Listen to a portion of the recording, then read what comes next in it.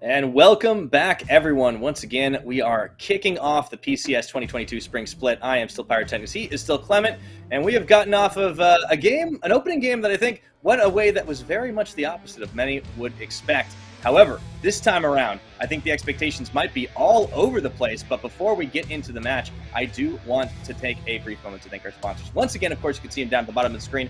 They are CTBC Bank and Caliber. Thank you for making the PCS Spring Split possible. Now, Clement, we've got a brand new team, and a team with a lot of brand new faces as well, between Frank Esports and Impunity. This seems like it could be anybody's matchup. Yeah, this is, Frank is obviously a new organization coming in here, and I do like the name choice. If Edward can win Worlds, so can Frank. So yeah, it's a big, bold statement coming in, but that aside, this is a team that we have seen a lot of players, and I think the interesting ones are Kana, which has been sitting on the PSG bench for quite a while right now, and now being known as Pretender coming into this squad. If he does well, he could hopefully go back to PSG and take his spot away from Bay, so there is that sort of incentive for him to really perform here. And then on the other end, it really is Impunity staying and growing on the league. They have kept, in my consideration, their best player, Blaze, onto the roster and added a lot more firepower. So looking Firepower. Yeah, looking at Frank, we do have Pretender, Kana that we just mentioned, Eminem and K2, no strangers right here. Eminem used to play on Hong Kong Attitude. Rest in peace, they're no longer with us. And then K2 moving from the AD carry position back to his support position in this duo. Yeah, from the Berjaya Dragons, of course. They've also added Holo, former Boom Esports jungler who shared time last split with Alex. But if anything, Holo definitely proved himself quite a lot. A very good tank engage player. Definitely had his chance to shine on a handful of some more of those bruisery types of champions. I really liked what Holo brought to the league, and I'm excited to see what he does with this new squad. Rounding it out, of course, with Kurt, and seeing how he will do coming out of the Asian Cup scene. He's a player that's known for a little bit more of the carry champions, the Camille, the Gangplank. We're going to see what he's going to be able to do here with this squad. But as you mentioned, Pretender, riding the bench on PSG, getting a chance to really prove himself here. I was speaking a little bit to the PSG ownership, talking about, he's a long-term prospect. We want to see him grow. So it's absolutely not a problem to loan him out. Go ahead, Frank Esports, give him some free training. And it's, for Pretender, it's only upside here. Yeah, I personally really want to thank Frank for cobbling this team together at the last minute and giving the PCS full experience of 10 teams here. So, let's see how this new team is going to do. In the meantime, Impunity Esports, a lot of names that you might have seen before. Taco actually played in the LMS as a substitute. Faith was previously known as Error and did play on BLG Junior. Again, another talent coming back from the LDL. Blaze and Krelix, as you have seen them in the previous splits, and Quiet, which is kind of the new addition here, a star player in the League of Legends School Championship, one of the best top laners they have there, and a very aggressive one with the Jace and the Camille. So we're going to see if he's going to have the same dynamic as previously Top King, which was one of my favorite players to watch from the Impunity squad. Can he match up to that same degree?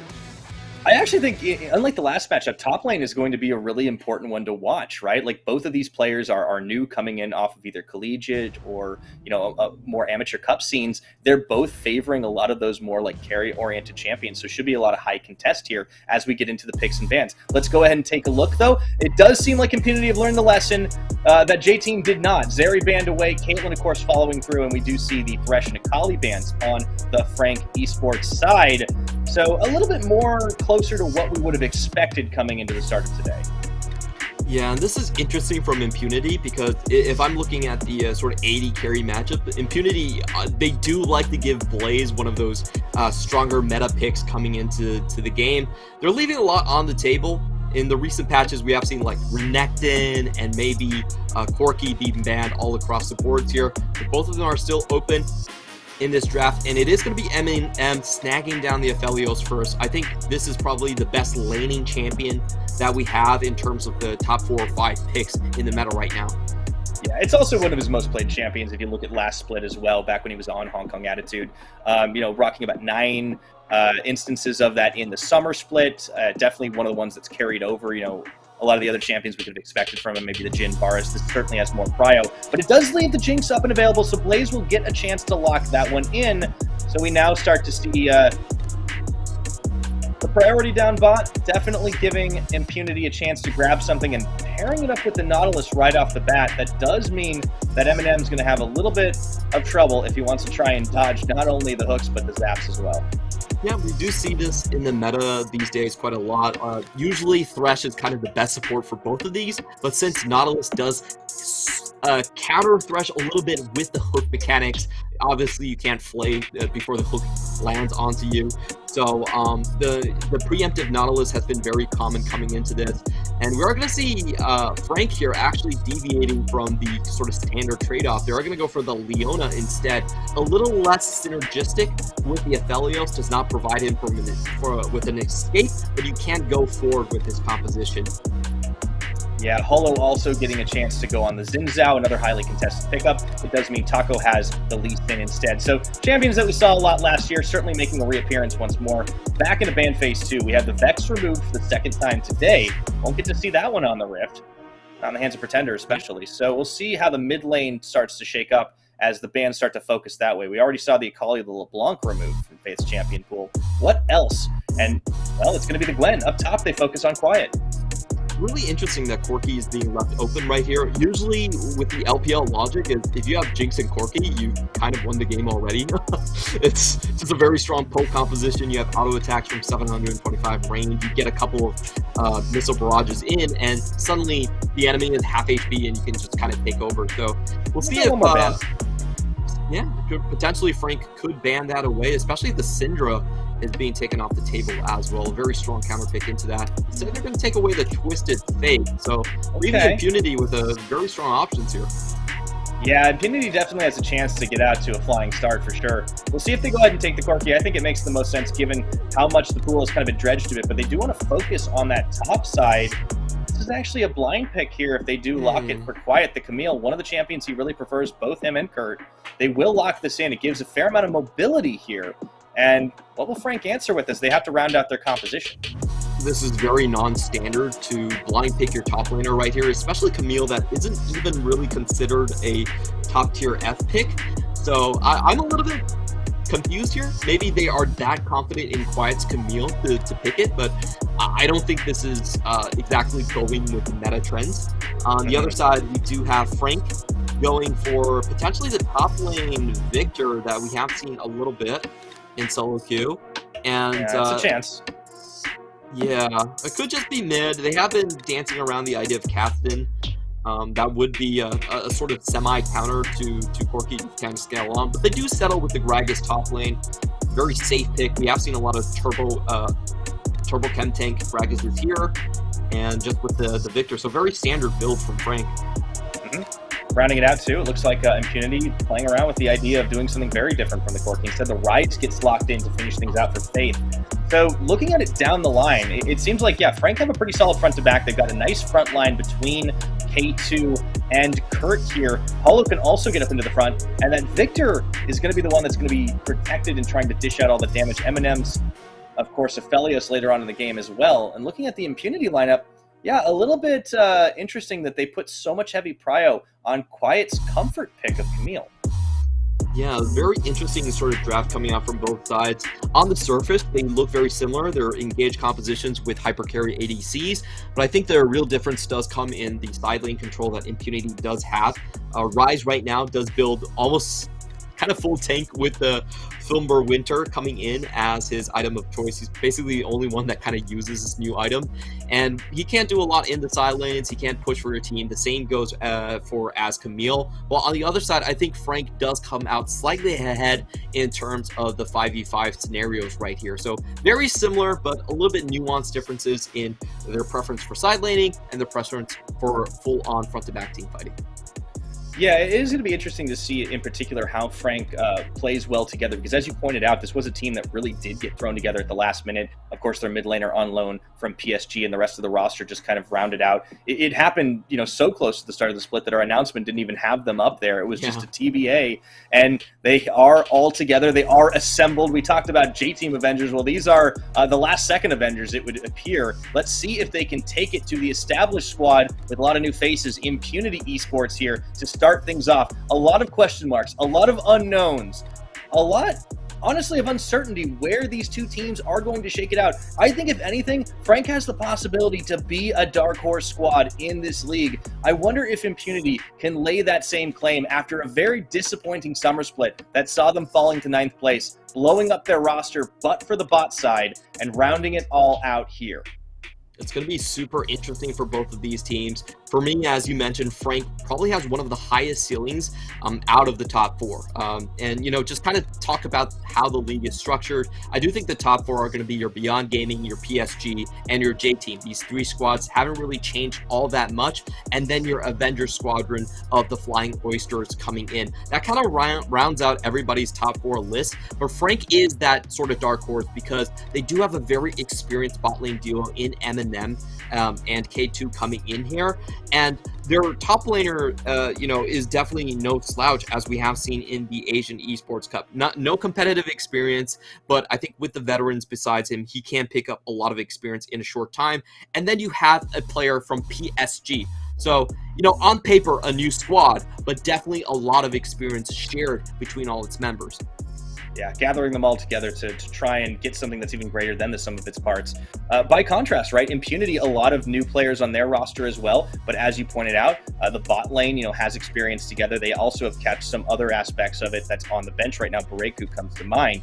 But Krelix and Blaze, they did play together a little bit in the summer. There were a lot of swaps happening. You know, we saw Smurf coming in a few times, Bareku as well. But this is a team that also can boast players that have come with a bit of a pedigree themselves, right? I mean, Faith in their mid lane, he's come off of Billy Jr., kind of a little bit of a developmental squad over there in the LPL, and has kind of been around for a while. So we'll have to see if he can get this team off to a rolling start. Definitely on the comfort when it comes to roaming champions, right? We used to see a lot of Galio. We used to see like Zoe. We used to see Yasuo coming through. The Rise is kind of in that same mold while being more of a mage champion. So I'm curious to see how well Impunity can deliver.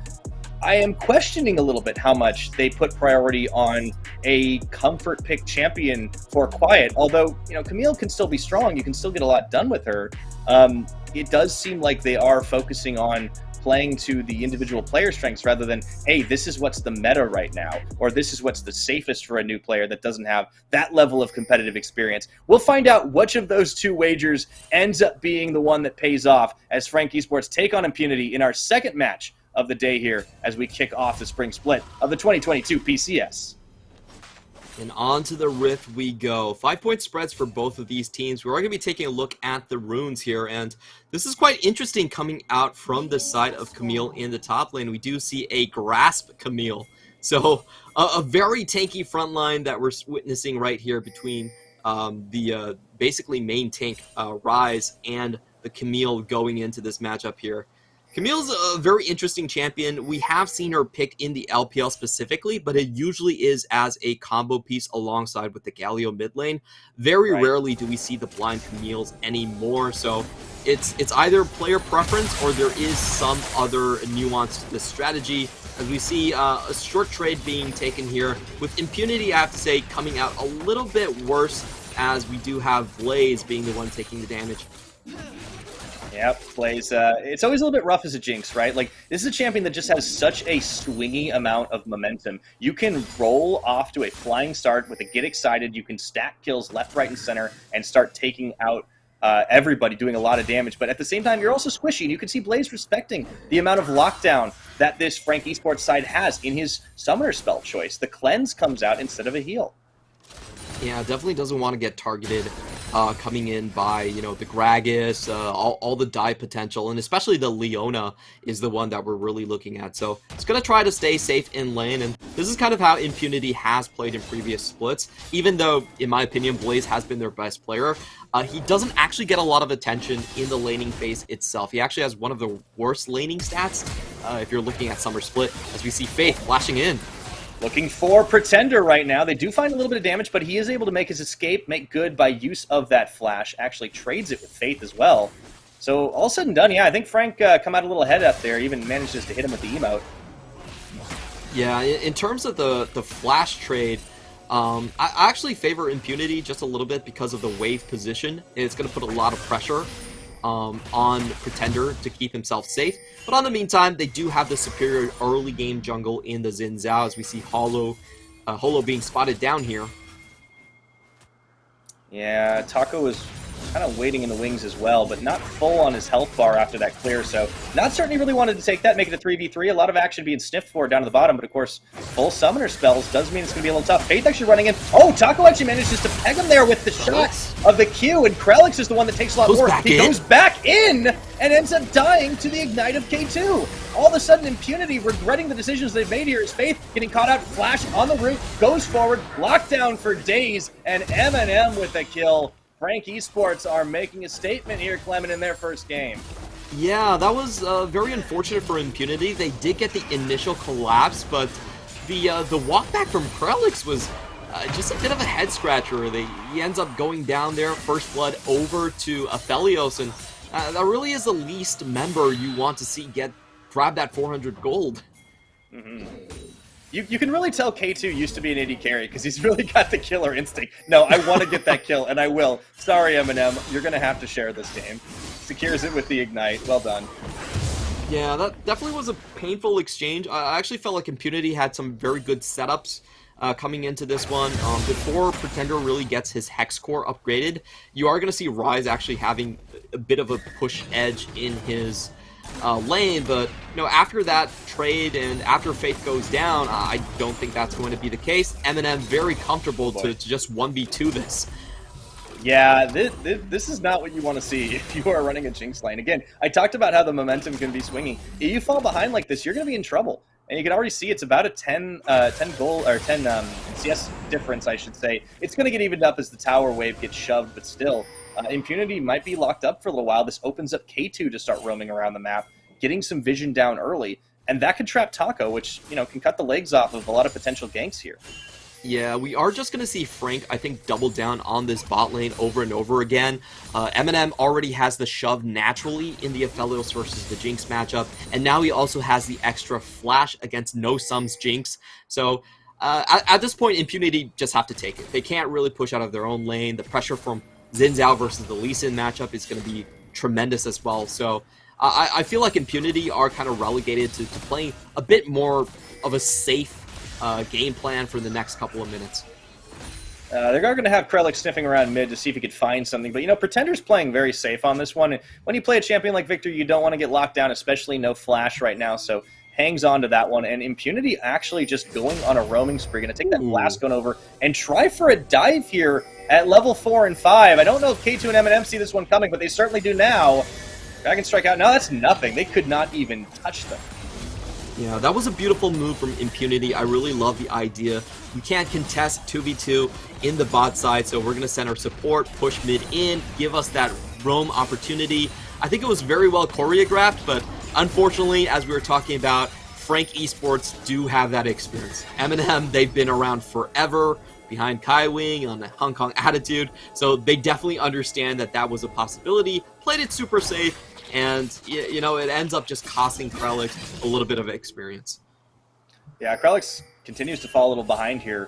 While Blaze has been able to at least close that CS gap just a little bit, it's definitely looking a little rough for Impunity to kick things off. The gold game isn't massively out of control or anything just yet, but we're early on. This does open up an opportunity. Tempo over to Frank Esports as they go ahead and start on this Mountain Drake between M&M, K2, and Holo. Pretender even guarding here, and there's not a lot Impunity can do.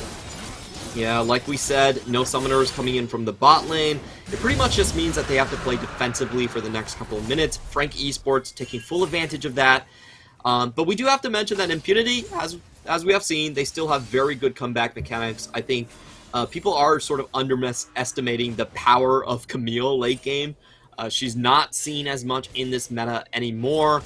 With the rise of champions honestly like Jax, and with Jace and Action kind of taking the headlines of top lane bullies, you don't really see this champion as much.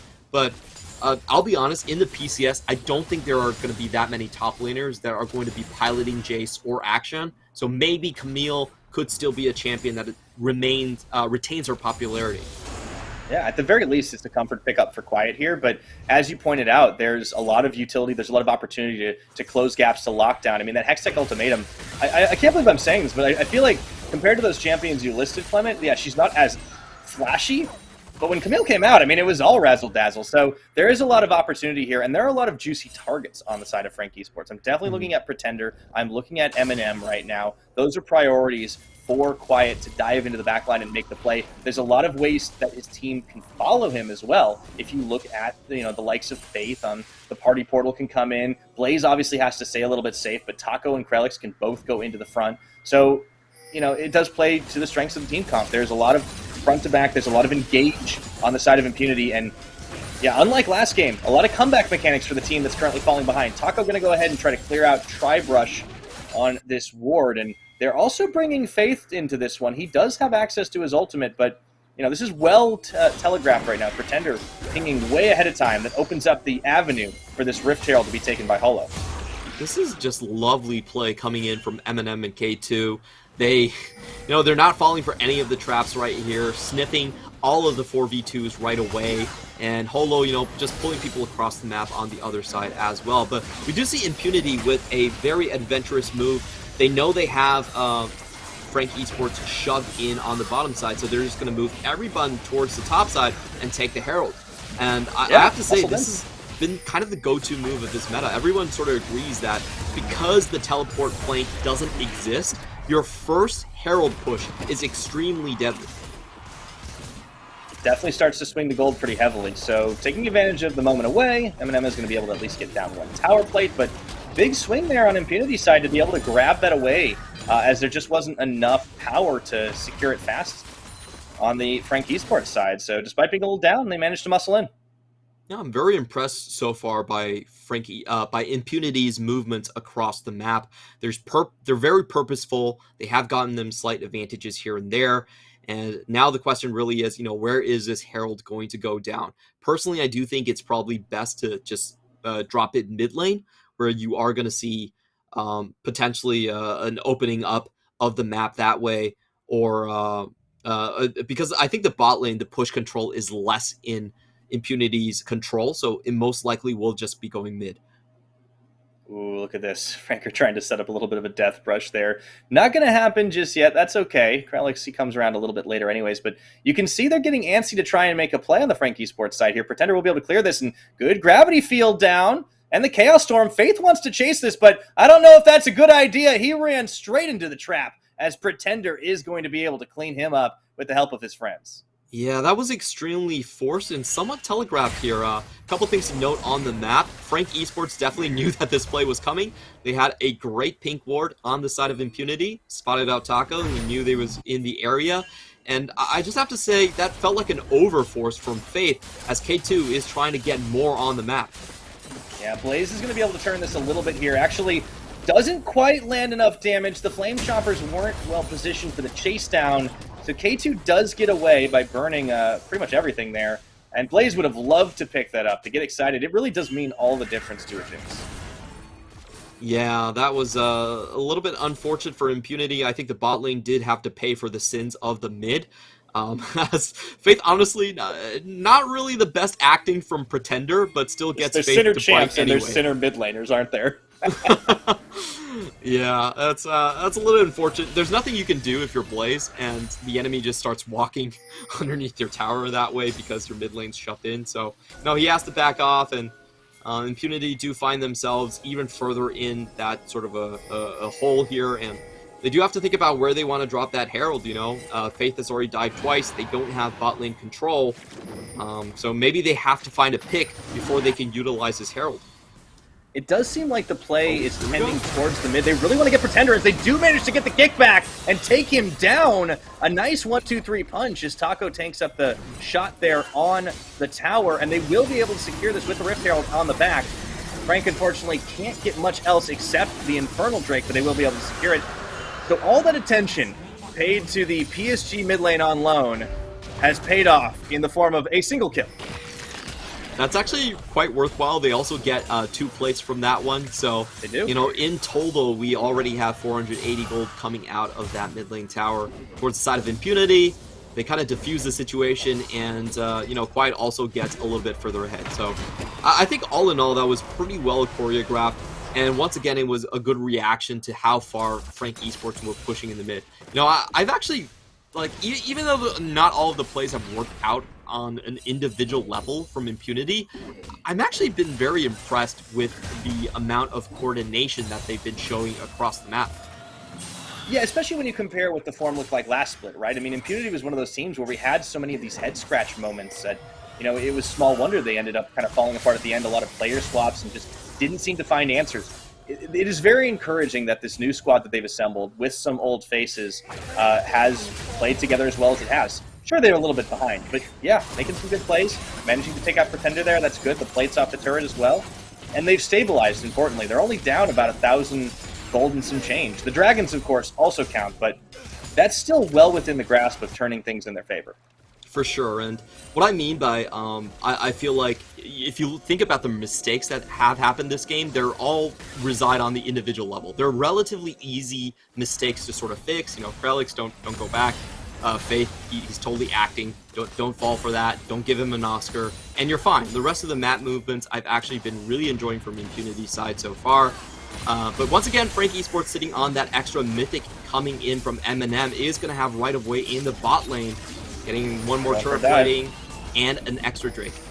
Yeah, Taco's going to come here to the rescue to try and stop this. He does send out the Sonic Wave, and that may be just enough. The Aphelios ult comes through, doesn't quite finish off Blaze, but, you know, we talked about how well M&M and K2 had been playing defensively in the early attempts at 4v2s. This time it was the turntables, as Blaze played it a little bit to the edge, but manages to get away, as well as Krelix. A little help from Taco as well, and finally able to complete his mythic item. The Kraken Slayer comes through to try and bust through some of that tanky front line. Yeah, that was another heartbreaking play coming in for Impunity. We just saw M&M holding onto Flash and Gale Force. He was definitely within kill range of that Jinx, but, you know, didn't pull the trigger, played it slow, got the tower regardless. And the question really here is, where is M&M and K2 going to go next onto the map? They could shut down another lane and deny a lot of farm by just pushing it in constantly. They absolutely could. Impunity going to try and focus their efforts. It looks like right now in the mid, as they've swapped their duo lane over there to try and finish what the Rift Herald started. Quiet, of course, keeping Kurt pushed in a little bit as well, just dead even on the farm game between those two. And you can see as the goal difference has kind of started to dip a little bit more in the favor of Impunity. Still at a deficit, but they have stabilized well into this mid-game. So this is still really anybody's match. And we do see Frank Esports being pulled towards mid lane as well, sending both Aphelios and Leona there. Just in time for the Herald too. So, you know, good map allocation coming in from Frank. And I don't think Impunity can really contest this here. It is post 14-minute mark, so Faith could potentially teleport towards the top lane, but it doesn't look like it. Quiet is also going back. So it just looks like Frank is going to take another objective uncontested and also deny the push that Blaze and Krelix, which they did have priority going towards mid, tried to set up and get. Yeah, this is, you know, it's just those little advantages that start to compound over time. You got to be careful how many you allow to be given away. A little bit of damage is dealt to that turret in the bottom, but unfortunately, I think that's going to be pretty much negated by what happens here. Hollow and M&M leading the charge, and Shelly right at their back. There's not a lot Blaze and Krelix can do. K2 is even here as well, and that is just, honestly, about the freest mid lane take they could have gotten. You do see Taco coming around the side, but I don't know if it's worth it setting this play up. Even Pretenders here, they're going to get 2 for 1. That's still 2 for nothing right now, and Ryze is not a champion that pushes particularly fast. They finally do get the tower bot lane, but I've got to say that was not a worthwhile trade. I feel like Taco was actually out of position for that play. You know, no real pressure in the 2v4 mid lane. Taco, they don't get the dive on the bot lane either. Pretender just walks straight mid, and I think if you're Frank Esports, you're very, very happy with that trade. Yeah, I feel like what you mentioned about Taco has kind of been the story of his game so far. He's always kind of a pixel late and a couple of gold pieces short. He's just not really where he needs to be. We've seen him sniffing occasionally for a play with, you know, a little bit of a Sonic Wave. He will start to set up a Ocean Dragon here, but of course they don't have the most damage between him and Krelix. They may not even be able to secure it in time. I think they will, but yeah, this the impact of the jungles hasn't been quite as much in the lanes as I think either team would have hoped, but definitely less for Taco. Hollow has been able to do a little bit more with what he's got to work with. And we've already seen him kind of prove his capability in that sense in previous PCS splits. And I do want to mention, even though Taco has played in the LMS before, he was a substitute player. So this is his he's technically a real debut coming up into the PCS here, and a first chance we get to see him play finally in the competitive scene. I think this Drake has been very well leveraged on the side of Frank Esports. Nobody coming towards the top lane, so Drake for tower gold early on. I do have to give the advantage once more to Frank. I feel like they have read the play very correctly, and once again, I think it is just kind of the experience factor coming in from these players. Yeah, I think you're right. Altogether, they are really working quite well. And again, all the more impressive knowing that they haven't had that much time to really get together and get on the same page. But they're off to a great start here. You can see the atomization that's been coming through for them means that they should be feeling relatively confident if they get into a spot of bother. At the moment, they're just playing so well on the positioning. Eminem and K2 have been covered quite well. And, you really got to love what these two have been able to bring out, staying safe when they need to, knowing when and how to go aggressive.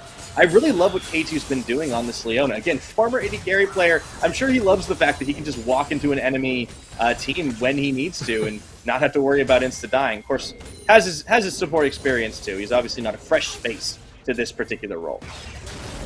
Yeah, he definitely has played in both of the bot lane roles before. We do see Impunity still trying to claw themselves back here.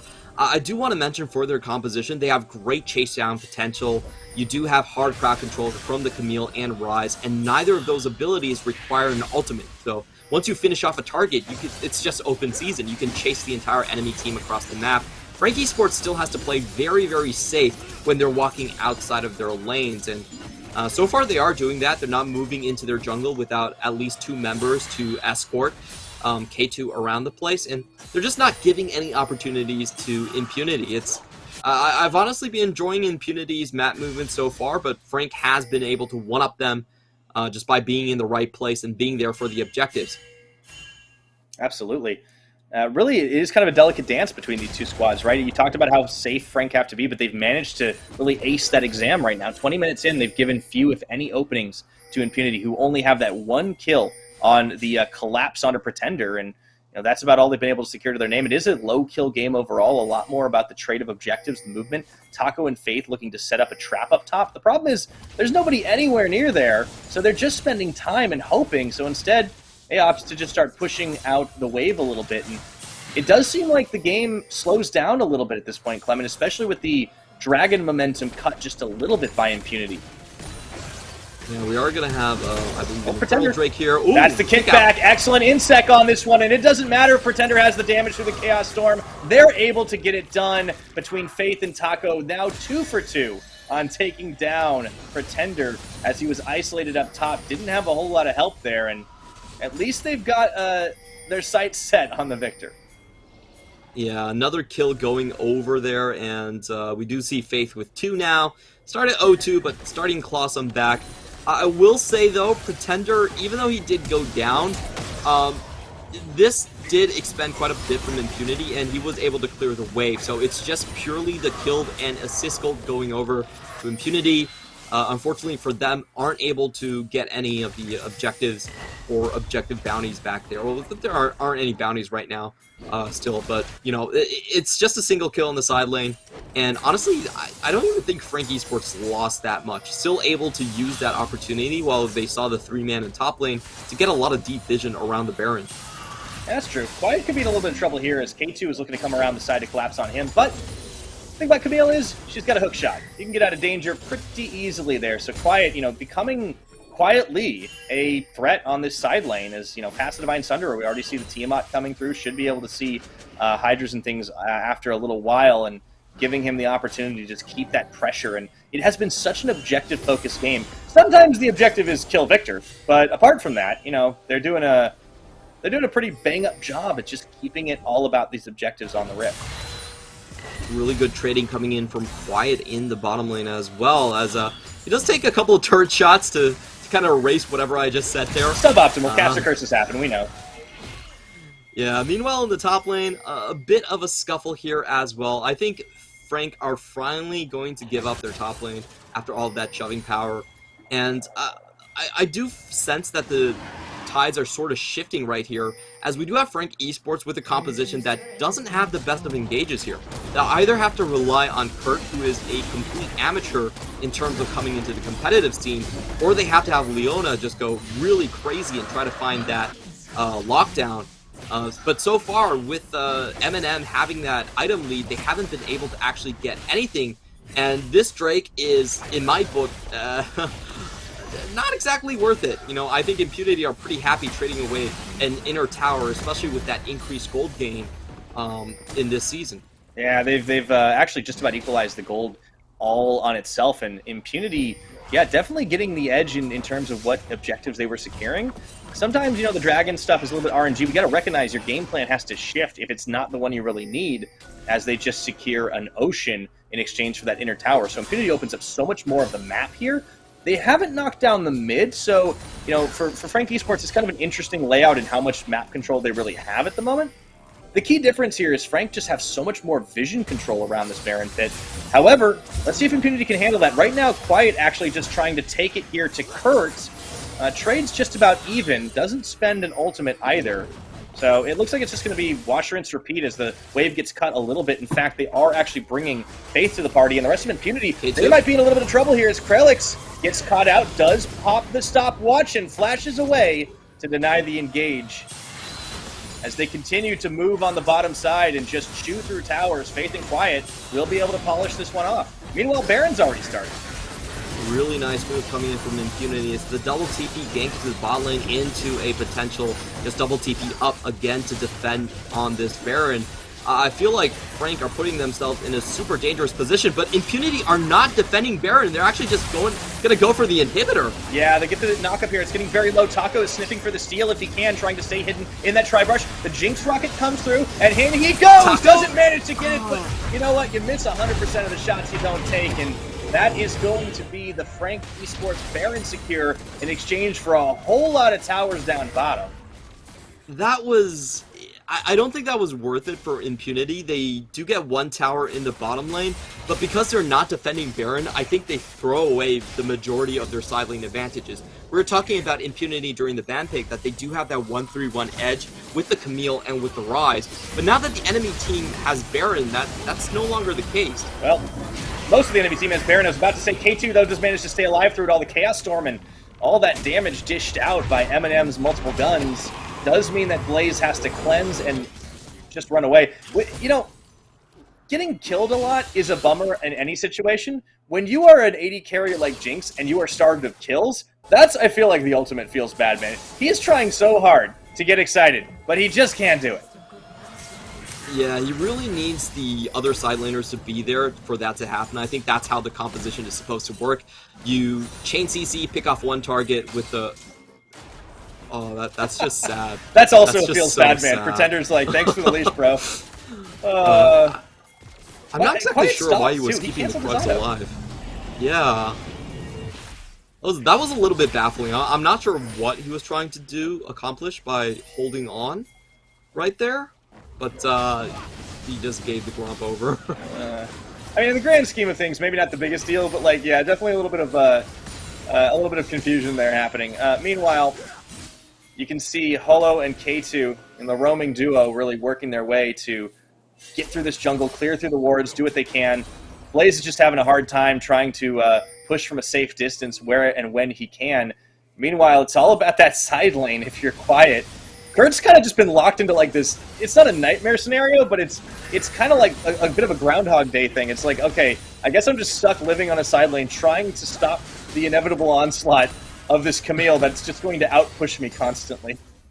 Yeah, he will lose a bunch of CS gradually over time, but I don't think he's that worried because he does have that Baron buff, and this is why I don't really like the trade for Impunity. I felt like if they didn't do the trade and just continue to scale with Rise and Camille, they would have been in a much better position. I felt like if they just waited out the potential for a 4 Drake team fight or for a Baron trade, then the map would be theirs. They would have a lot more agency, but they opted for this Baron push, and you know that really dampens whatever Camille can do in the side lane, especially when Gragas is present, and it also gives Frank a lot of pushing potential into the mid as well.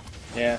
Of course, the issue for Frank, as you mentioned, is it's hard for them to really find a good angle to fully engage. Instead, they have to hope that they get a catch off on some of their CC. Low enough cooldowns for the likes of K2 and even Pretender, but they haven't really been able to find that big opening, and I think that really speaks volumes about why we have such a low kill game comparatively. However, Frank Esports, they are going to try and force the issue here, looking to secure the Ocean Soul, and Impunity, they want to make it a 5v5. We've got an honest-to-goodness fight. However, will it be over before it begins? You can see Faith caught him in the back. However, the collapse is coming through. It's time for Impunity to shine as they look for more. But do they have the damage? An absolute bloodbath here as Hollow holds the line quiet, though, dishing out the deeps in the back. Hollow is isolated from the team, and it ends up being all Impunity as Kurt flashes into the Dragon Pit and absolutely nowhere to go. He's bought himself an express ticket back to the fountain. Taco does not disappoint on his debut. He's been waiting for this moment for over 3 years to finally shine in the Premier League of Southeast Asia, and he's done it in his debut. A beautiful Dragon's Rage to kick back Eminem.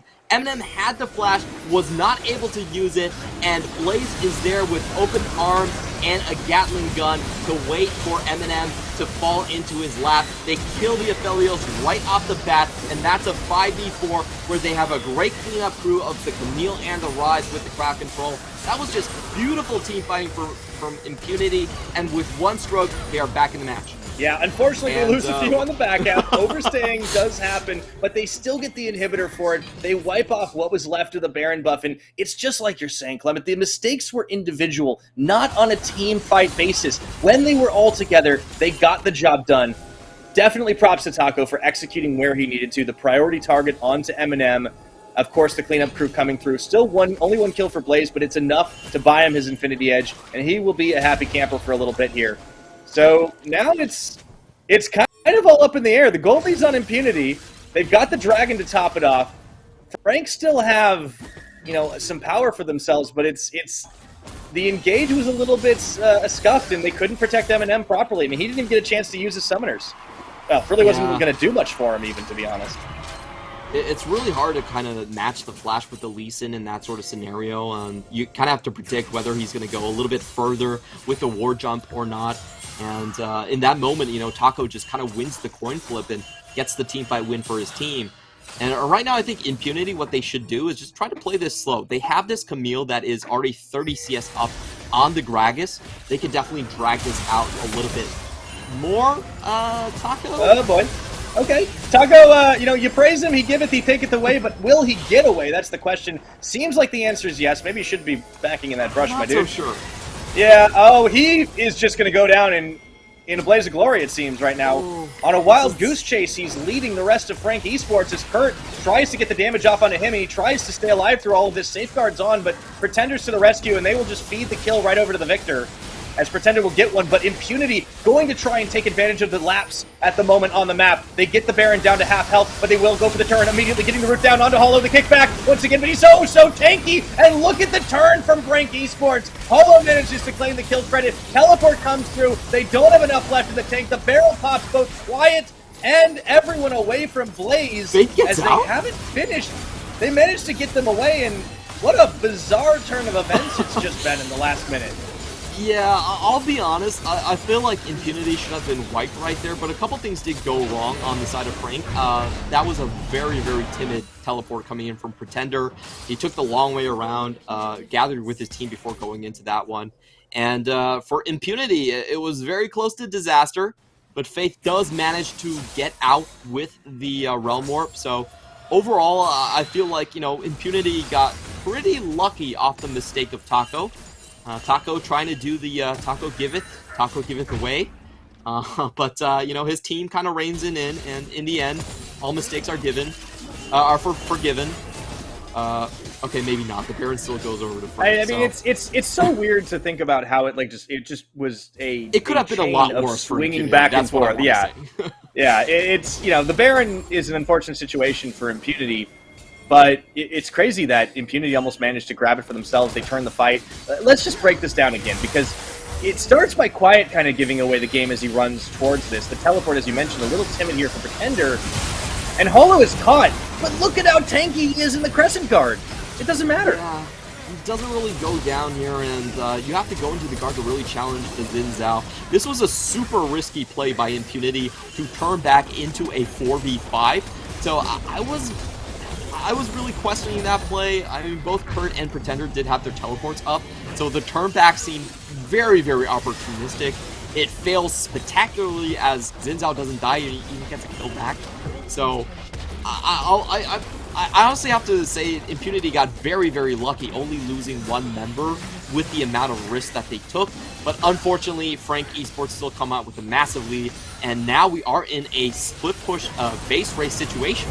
Yeah, Quiet's going to have to do quite a lot, and he actually backs away, teleporting in, but the fight is already on the other front right now. You can see Krellick stunned up, Payton going a little bit too deep here as he gets the Eclipse off, but into the back is Quiet. They've got him in a pincer, but do they have the damage to finish him off? Faith, even though he's a tanky Rise, he's getting shredded through here. Kurt's going to drop as well. It is an absolute bloodbath in this base, left and right. Blaze, though, Rocket's coming through, the double kill for Eminem, but he evaporates, and the push is cut short. What a ridiculous series of events. Again, they don't want to let him get away, but with the empowered recall, they don't have much choice. Oh, that was so close coming in from Imp. I believe he did get a crit to finish off Eminem right there. If he didn't find that hit, it could have been GG potentially coming in from Frank Esports right there. And we are going to take another look at the fight. This was not a base race that Camille was going to win, so I would say Frank Esports do get the lead right off the bat, taking down Lee Sin and also forcing Camille. You can see Quiet can't really find Eminem, Faith going down very low, and unfortunately I felt like they could have played this a little bit safer, but somehow Blaze is down. What just happened? Everybody was dead right there for a second. Okay, I'm gonna play CSI Summoner's Rift here for a second, Clement. Looking at the dead bodies, I think Blaze and Krellick tried to contest on Dragon, and the motive I have absolutely no idea. But they're gonna go back in one more time. We don't have any time to try and make any moves on this one. Pretender gonna go golden here as Quiet was tracking him. Do they have the damage? Holo once again in the Crescent Guard. What a massive, massive Xin Zhao he is. And Faith and Quiet just can't find the priority targets. He tries, but stunned up through the gravity field. Meanwhile, Faith getting chased away by Kurt in this one. You gotta hand it to Impunity. They try and try and try again. But Frank Esports, the new kids on the block, are just too powerful. Yeah, Impunity try to get the 4v4 before Aphelios can join the fight, but Frankie, they just hold their ground. They have the Ocean Soul from the previous fight right there. We don't really know what happened exactly in the critical team fight, but they definitely have prevailed, and it looks like they're about to close down this game. Taking down Krellick. You can see Kurt got caught, but he was able to pop himself into stasis. Quiet, meanwhile, likewise going to get blown up. The last of the Nexus turrets have fallen, and with all 5 members of Frank Esports, they're looking for their first win in their debut as a team, and they will be able to secure it 36 minutes in, and they do it in style. So, a very abrupt end to what was a back-and-forth game that we saw there. Impunity, they tried to take the Ocean Drake while Eminem was dead and still respawning on the fountain, but somehow, someway, Frank Esports were able to kill the mid. We're actually not, the mid was already dead. Faith was already dead at that point, but they were able to kill Blaze somehow and then secure the Ocean Soul to sort of finish off the game. Congratulations to Frank Esports, a well-deserved win. A little bit uncertain how events actually lined up, but they made it happen. Yeah, it definitely was a game that had a lot of confusion, a lot of chaos at times, and you could see that where one team had a bit of an edge, the other team would be able to take advantage of. A lot of unforced errors on the Impunity side from an individual standpoint. Let's take a look at how that critical fight unfolded. Yeah, it seems like Blaze and Krellick, they had no idea that Holo and Pretender were here. Oh, that's just the experience coming in once again. Yeah, the War Death Rush. I think that was placed as Krellix was coming close to that rush. I don't think it was there at the start of the fight. I was about to say unforgivable, but yeah, that's that kind of sealed the deal here. You could see Quiet. I mean, he's trying so hard, and then Pretender's just like, psych. That was a very half-hearted attempt from Impunity. They still had wave-clearing members in their own base. So Frank Esports were very happy to take that 2v2. You could see Pretender actually starts that fight by just flashing in on Blaze, and there was nothing he could do right there. So I think, you know, ears on the PSG bench does teach you about those situations and how to play those scenarios out, a very opportunistic chance from Impunity. But I do want to look at the bigger picture for Impunity. We do have to set the expectations correctly for this team. They were the 9th place team coming in summer from 2020. Again, about their season, they just had a very bad early game and not enough team cohesion to kind of pull through. But in this match, I'm actually pretty happy about Impunity's performance. This is, again, the first day of the PCS. I felt like most of their mistakes were completely individual mistakes. You saw, the Kralix turn back, the Faith overchase, and then the Taco just kind of weird red steal that gave over the Baron. If you take those 3 things away from the game and you look at their draft and you look at their side lane potential that they enjoyed throughout the majority of it, I would actually venture to say that they were winning on the map for the most part of this game. They just kind of threw in inopportune moments. Yeah, it's an interesting way the game unfolded too, right? Like there were times when it seemed like Impunity were like playing very, very cleanly, and then they would just make a bit of a head scratcher play by an individual. Sometimes they would try to take advantage of the turn by Frank Esports, and you could see that Baron attempt. I almost wonder what would have happened had they stayed on the Baron, tried to push them back rather than turning for the fight. Yeah. Also, like sometimes the the team decision making from Frank Esports was a little bit lackluster, and it turned on the fact that they just had like really significant tools to work with. Every single time Holo was able to pop on the Crescent Guard, it was kind of like, oh, well, I guess you can't really do a whole lot in this situation. I did really like what this team brought out in their first game on the split and their first game as a team here in the PCS. So Frank Esports, getting a well-deserved win. It was very back and forth. It was definitely not clean. It was kind of a bare-knuckle brawl between these two at times. And I think, that kind of excitement, we see what these new teams in the PCS can bring, and even some of the old teams that are bringing new faces as well. I do think at a lot of levels there is, honestly, it can be anyone's rankings going forward. It definitely feels that way. I would say that this game was very clean for PCS standards, but unfortunately the mistakes sort of defined how the flow of the game actually went. So that's the way I would characterize it. I think both of these teams actually demonstrated a very high level of coordination and sort of telepathy on where the enemy team was going to be, especially from Frank Esports. The early game was very well played. They were able to sort of dismantle all the offensive attempts from Impunity. The 4v2s we saw multiple times onto Eminem. None of them really worked out. But unfortunately, it was those sort of catches that did put Frank Esports into a position where they could then control the map. I feel like they were actually playing from the back foot a large portion of this game, with Kurt just, he was kind of on sandbag duty and didn't have much impact. Yeah, Taco on the other hand, I mean, Taco giveth, Taco taketh for sure, but the one who taketh the MVP award is going to be Pretender. So straight from the bench of PSG Talon and into the MVP standings on his Victor. Certainly a lot of impactful and really reactive performance, but it worked out well. Was there for about 9 out of every 10 kills, and certainly did a fair share of damage for himself, and definitely well earned there. And I do want to mention that even though we have said Pretender has been on the bench for quite a long time, he's still only 20 years old. So he still has a lot of game time ahead of him to showcase what he actually has, and maybe one day go back onto the PSG roster. So, so far so good from Frank Esports. We do get, I think our guesses were relatively accurate on how this team is going to play. They're going to play towards their veteran bot lane. As we have mentioned, Pretender is more of a mage player, so we should expect sort of a slower pace, more team fight centric composition coming from them, and that's exactly what we got. Absolutely. Well, then we are halfway through the day, so we are going to go ahead and take a quick break. When we return, Meta Falcon team taking on the likes of Hurricane. We'll see you soon.